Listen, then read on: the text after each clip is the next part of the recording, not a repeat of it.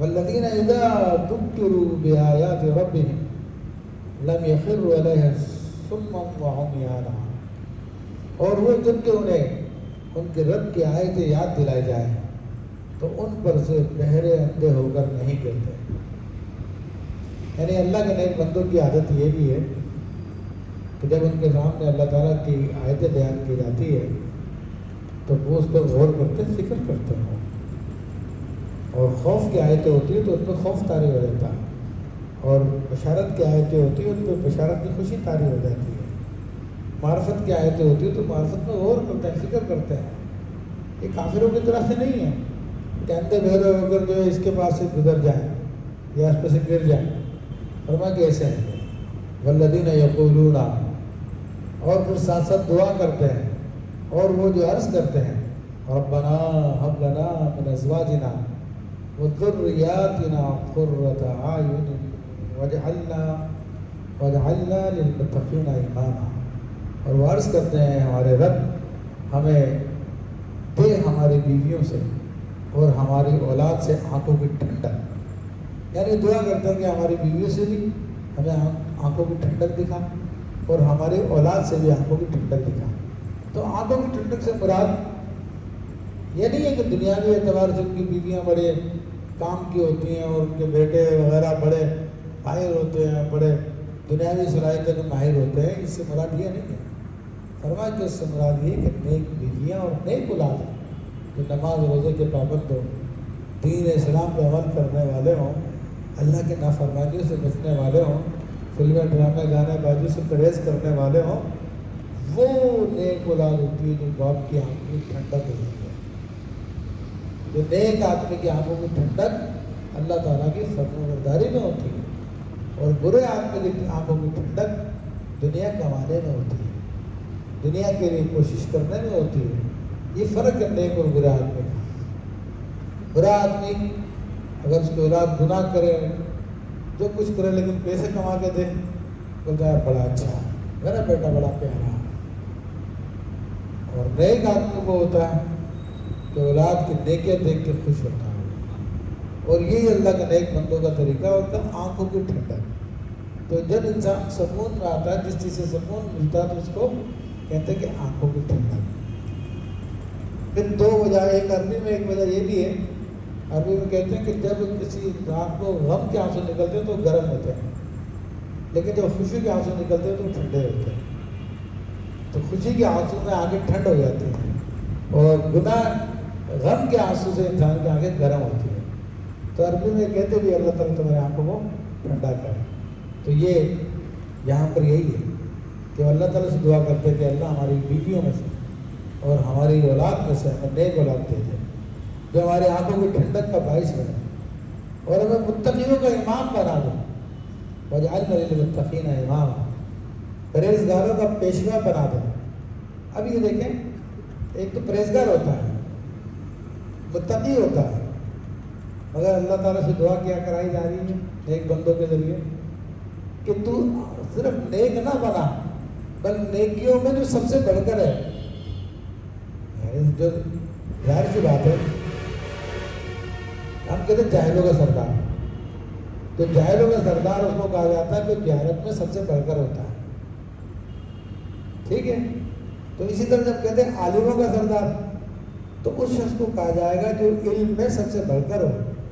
تو اسی طرح سے جب ہم کہتے ہیں متقیوں کا امام، پرہیزگاروں کا امام، تو مراد یہ کہ دوسرے لفظوں ہم دعا کر رہے ہیں اللہ تعالیٰ تو ہمیں سب سے بڑا پرہیزگار بنا دے، اور یہ دعا کرنی چاہیے، مسلمانوں کو کرنی چاہیے۔ اور جب اللہ تعالیٰ سے جب دعا کرتے ہیں تو پھر اللہ تعالیٰ قبول بھی فرماتا، فرمائے گا اولئک یجزون الغرفۃ بما صبروا ویلقون فیہا تحیۃ وسلاما، فرمایا کہ اولئک، ان کو ہی جنت کا سب سے اونچا بالا خانہ ملے گا۔ غرفہ جنت کے اندر اسٹیپس ہے، ٹھیک ہے جی، 6666 درجے ہیں، تو فرمایا ان لوگوں کو سب سے اونچا درجہ ملے گا۔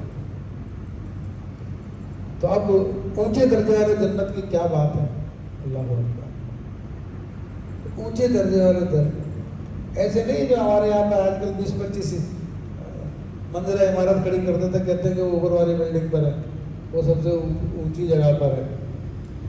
برج خلیفہ میں جاؤ تو ٹکٹ دو، ٹکٹ دینے کے بعد پھر آپ کو تھوڑی سی دیر کے لیے لے کے جاتے ہیں، اتنی دیر سے اوپر کا پورے شہر کا نظارہ کریں۔ اور یہ جتنی اونچی بلڈنگیں ہوتی ہیں جس سے پورے شہر کا نظارہ ہوتا ہے وہ بڑے مہنگے فلور ہوتے ہیں۔ وہ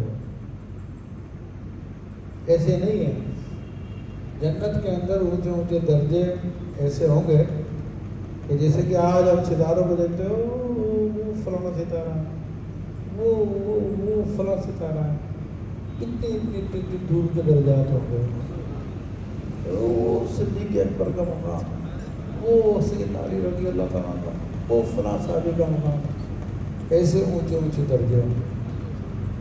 تو فرمائیں کہ جو ان چیزوں پہ عمل کر رہے ہیں، جو یہ سارے کے سارے کام کر رہے ہیں، تو ان کو اللہ تعالیٰ فرمائے کہ اونچے درجے کا کمرہ عطا فرمائے گا۔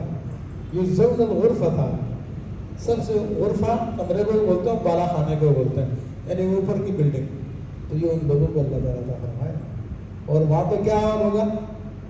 وہاں پہ لوگ ان کو سلام کیا جائے گا، ٹھیک ہے، ان کی پیشوائی ہوگی، تحیت ہوگی، ان کو سلام پیش کیا جائے گا۔ یا تو آپس میں سلام کر رہے ہوں گے، یا رب کا سلام آ رہا ہوگا، یا یہ کہ فرشتے ان کو سلام کر رہے ہوں گے۔ سبھی چیزیں ان کے لیے ثابت ہیں۔ اور کتنا فرق ہے اوپر کی دنیا میں اور نیچے کی دنیا میں، جنت کے اوپر کے درجے میں اور نیچے کے درجے میں۔ علامہ قرطبی نے یہ روایت لکھی احوال القیامہ میں کہ نچلی دنیا، جنت کی جو نچلی دنیا ہوگی، تو ایک مرتبہ ان کے محلات روشن ہو جائیں گے۔ ایک بجلی کا وہاں پہ کنڈا ہوگا، جیسے کہ بادل چمکتے تو بجلی کڑکتی ہے، روشنی ہوتی ہے، تو شور تو نہیں ہوگا لیکن بجلی سے روشن ہو جائے گا سب کچھ۔ تو سب حیران ہوں گے آج کیا معاملہ ہوگا کہ آج یہ ہماری جنت میں، ہماری دنیا میں اتنی روشنی کیسے ہو گئی ہے؟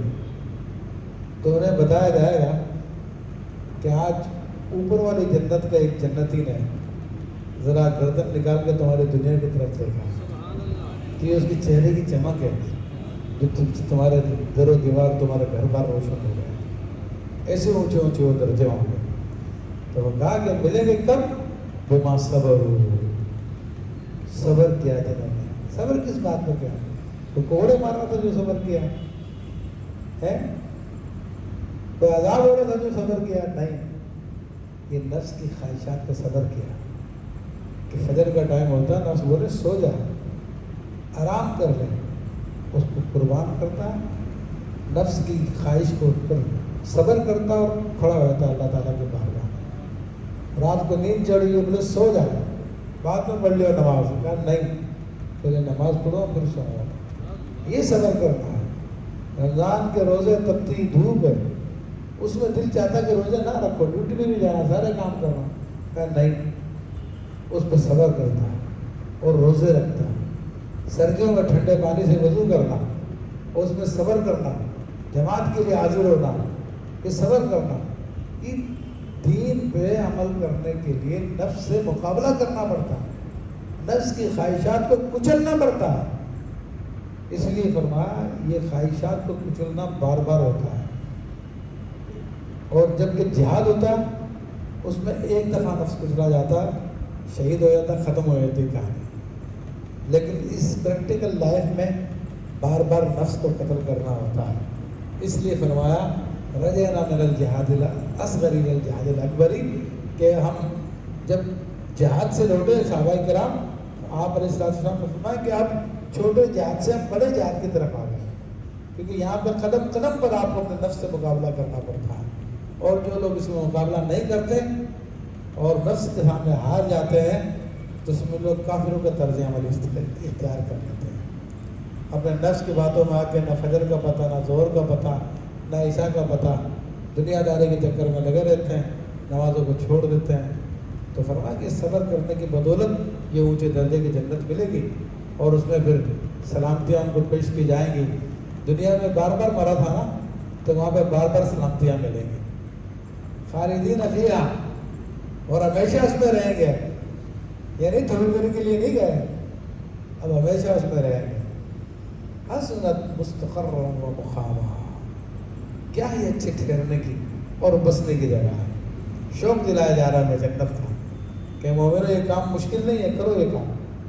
قل ما یعبأ بکم ربی لولا دعاؤکم، تم فرماؤ تمہاری کچھ قدر نہیں میرے رب کے یہاں اگر تم اسے نہ بولو۔ تو اب یہ بھی بتایا جا رہا ہے کہ جو رب کی عبادت نہیں کرتے تو اس سے رب کو کوئی فرق نہیں پڑتا، یعنی اگر تم رب کی عبادت نہ کرو تو تمہاری کوئی حیثیت نہیں ہے، رب کو تمہاری عبادت کی ضرورت نہیں ہے، یہ تو صرف تمہاری بھلائی کے لیے عبادت کا حکم دیا گیا ہے تاکہ تم آخرت میں کامیاب ہو جاؤ۔ فقط کذبتم سوف یکون لزاما، تو تم نے جھٹلایا تو اب ہوگا عذاب کہ لپٹ رہے گا، یعنی اب ان کو تنبیہ پھر کی جا رہی ہے مکہ کو، کفار کو، غافلین کو کہ تم اپنے رب کو جھٹلا رہے ہو، رب کی باتوں کا انکار کر رہے ہو، تو پھر یہ چمٹ جانے والا عذاب تمہیں لگ جائے گا تمہارے ساتھ، جو کبھی بھی نہیں چھوڑے گا۔ تو عزیزان محترم، یہاں پر الحمدللہ ہماری یہ سورہ فرقان پوری ہو گئی، اور اللہ تعالیٰ سے دعا کرتے ہیں کہ اللہ تبارک و تعالیٰ ہمیں قرآن مجید کو سمجھنے، اس پہ عمل کرنے کی توفیق عطا فرمائے۔ آمین بجاہ النبی۔